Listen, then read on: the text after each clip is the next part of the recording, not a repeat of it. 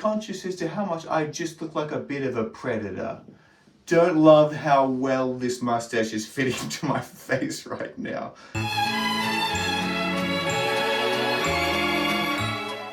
Well, hello there. Well, hi there. Wait, what are you meant to be exactly? I'm the new version of you, just better in every way. Well, that seems unnecessarily rude. Okay, let me break this down for you. We can both attack recklessly, right? Duh, what else do we do? But when I do it, I can do your normie version, or I can do 1d10 force damage and also do a Barbarian maneuver as well. What's a Barbarian maneuver? Oh, wouldn't you like to know? Yes, I would like to know. That's why I asked. Can you even still rage? Rage? I can now rage for 10 minutes because sometimes I need to be angry outside of combat. Right, but what's the benefits of that? Well, while raging, I can now use my strength modifier for things like stealth checks, perception checks, intimidation checks, survival checks. Barbarians are now finally useful outside of combat. Wow, that does sound much better. But surely Path of the Berserker still sucks for you though, right? Wow, you really have no idea. So you must be the new me everyone was talking about. Hey, guilty as charged. I'm just a slightly better version of the fine specimen in front of me. That mustache really begs to differ, but go on. What's so good about you? Well, for one, Bardic Inspiration now lasts for an hour, and I also have ways of converting spell slots into further uses of Bardic Inspiration. Sure, that's pretty nifty, I guess. And now, all my uses of Bardic Inspiration refresh after a short rest, and I can also get a free Bardic Inspiration during initiative if I'm out of uses of it. Okay, I get it. Bardic Inspiration is better. Is there anything else different? How about a new Bard subclass entirely focused around dance? Well, it's about damn time! Also, Counter Charm is actually useful now because you can use it as a reaction, and Magical Secrets lets us take 2 spells from any spell list. Well, that's fun. Also at max level, we get access to Power Word Heal and Power Word Kill, and we can choose an additional target for those spells. So we could instantly heal 2 of our companions back to full health. Or we could kill them. So did we get better in the new player's handbook as well? Yeah, you could say that. Well, that doesn't sound very convincing. Well, it's layered. Like every other class, we now get our subclass at level 3 instead of level 1. It kinda sounds like I'm the better cleric then. Okay, hold your horses, hotshot. There's just a much higher emphasis in the new handbook on either being a martial cleric or a spellcasting cleric. So, there's some changes. Okay, but what does that look like exactly? Well, at level 1, for example, you get to pick your sacred role. If you choose Protector, you get proficiency in martial weapons and heavy armor, and if you pick Thaumaturgy, you get an extra cantrip and get to use your wisdom modifier on intelligence checks. Oh, okay, I think that makes sense. Is there anything else? Well, just to rapid fire a few more, Divine Strike and Potent Spellcasting are now class features, everything about Divine Intervention got way better, the Trickery subclass got buffed, and now at max level you get access to Wish. Holy fuck! So how exactly are Druids different in the new player's handbook? Well, for one, we're clerics now. Okay, what does that mean exactly? Well, unlike the new clerics, we either have a heavy emphasis on being a martial druid or a spellcasting druid. Well, that's good, right? I don't actually know. Well, there's got to be some other changes. What about wild shaping? Oh yeah, how could I forget? So now when you wild shape, instead of taking the creature's health, you take across your base character health instead. Well, that doesn't seem good at all. I don't recall saying it was good. Are there any good changes? Yeah, of course. So we now get immediate access to speak to animals without taking it as a spell. We can get familiars. We can convert unused spell slots into extra wild shape uses. While we're speaking of wild shape uses, if we get into combat and we've run out of uses, we get a free one, which we can kind of exploit to get infinite amounts of them. And there's subclass changes as well. I feel indifferent, as do I.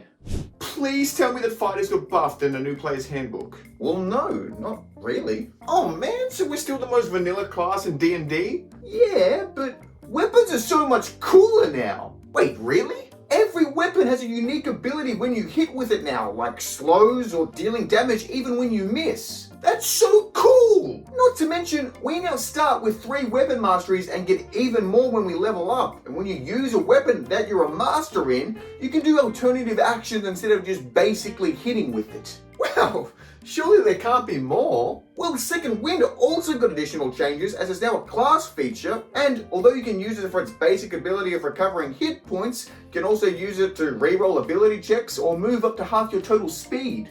Huh, nifty. Oh, and you can no longer use Action Surge to cast additional spells. But I'm an Eldritch Knight. Oh, sorry about that. Hey. Hi there. Please tell me it's good news. It's the best news. Everything got buffed. Finally! Where do we start? Well, key points are now referred to as focus points, and they allow you to do all of the same things as before, but just better in every single way. How so? Well, for example, if you use the points on something like Step of the Wind, it allows you to take your friends with you. If you use them on something like Patient Defense, it allows you to take the dodge action and disengage action as the same bonus action. If you use them on something like Flurry of Blows, it allows you to do additional attacks. Wow. Deflect Missiles has also been reworked into Deflect Attacks, which allows you to deflect and parry normal base damage types like bludgeoning, piercing, and slashing, but at higher levels it turns into Deflect Energy, which is for all attack types. I'm gonna need some time to process all of this. Oh, and you know how you're always running out of your key points? Well, I get all of mine back on a short rest, and I also have an ability while rolling for initiative to regain all of them. Why don't I have that? And my martial arts dice starts at a D6. I don't want to exist anymore. Alright, my turn. What's new with me? Oh, buddy, I hate to let you down, but you kind of don't exist anymore. What? But I'll tell you what won't let you down. Shepeku Maps, the sponsor of this video. Are you eager to test out the updated D&D classes on some fun and exciting maps? Or perhaps you've got a 5th edition campaign underway and just want some new ways to wow your players. Hell, maybe you're running Pathfinder or DCC or a solo TTRPG because all of your friends keep cancelling on you. Whatever the game is, Shepeku Maps have a truly gorgeous hand-illustrated map that's just begging to be used in your next game. Like a map you've seen and wish you could have a variant of it during night? Or dusk? Or after an inevitable fireball's gone wrong? They genuinely have that variant on almost every map. They understand their players way too well. Becoming a patron of Shepeku means you get access to over 4,000 VTT compatible maps that are also print friendly. You'll also get access to extra editions like boss maps and animated maps as well, just in case the stunning but static hand-drawn art wasn't enough for you. I lost close to 35 minutes while editing this video because I got sucked into watching the animated Coral Reef map on loop because it's just so damn pretty. But hey, want to judge it for yourself? Check out the link to Shepeku Maps' website in my description, which allows you to navigate through their map variants. And if you're interested, check out their Patreon as well. Now, back to your regular viewing. Well, what's the word? We can summon horses. What in the heavens does that mean? Exactly what it sounds like. Ethereal horse summoning. It's magnificent. Incredible. What other good news do you bring? Divine Smite is now a spell? Okay. Why? So we have to use a spell slot to cast it now? No. See, now we have to use a bonus action to cast it. That seems unnecessarily convoluted. Yeah, and now we can only cast it once per turn. Huh.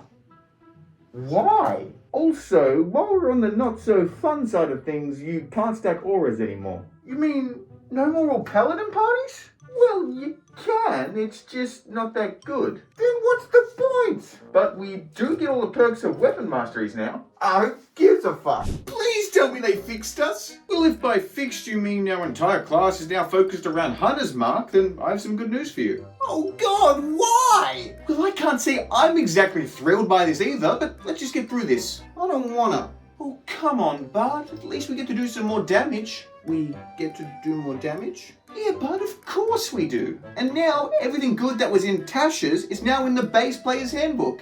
But every ranger player was already using everything good from Tasha's anyway. Yeah, good point. Well, you know all those ranger abilities that you only ever used like once throughout an entire campaign because they were way too complex and difficult to repetitively use in all the different scenarios, but they were also the only abilities that really tied together the aesthetic and flavor of a ranger?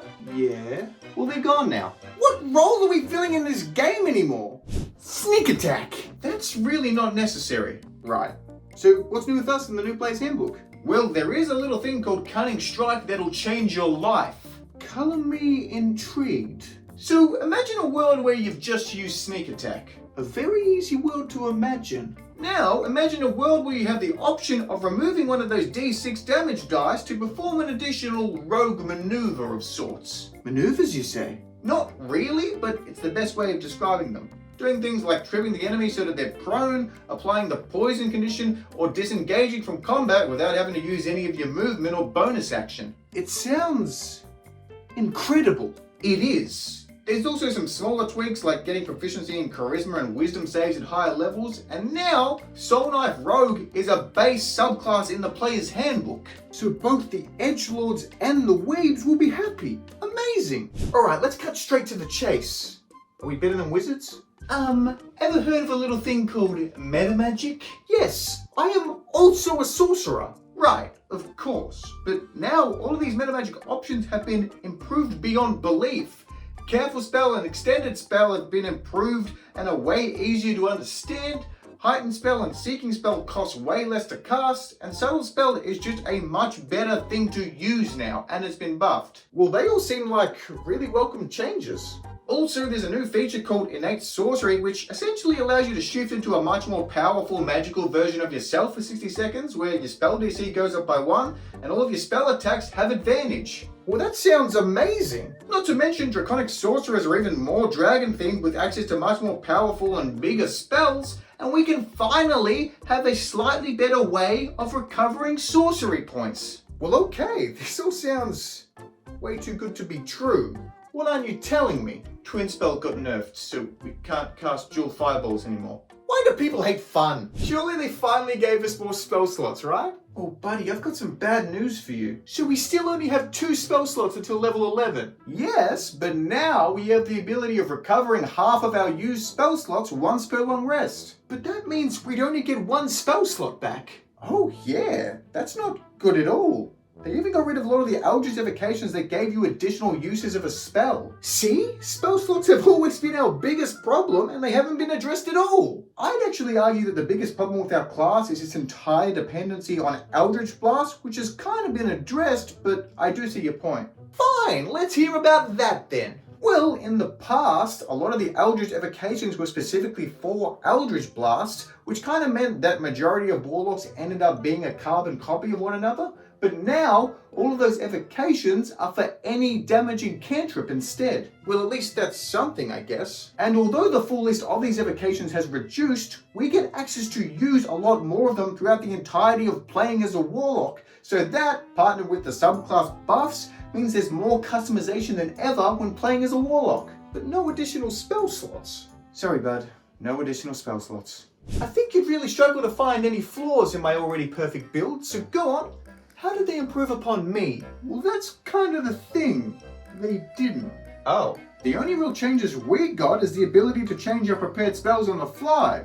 Once between long rests, we can change out one of our cantrips, and at level 5, we get access to Memorize spell, which between short rests allows us to swap one of our prepared spells with a spell that's in our spellbook. But when you're only casting Fireball, exactly. We also get access to a class feature called Scholar, which just gives us expertise in a very specific list of skills, like History, Arcana. There's other ones that we wouldn't pick.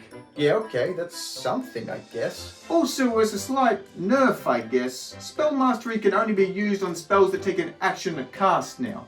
Those bastards! What about our subclasses? Yeah, there's a couple of changes here and there. Illusionist and Abjurer got a bit better, but overall, nothing that exciting. Huh. It kind of seems like every other class was improved to match our superior quality. I agree. I can't wait to rub this in the sorcerer's face.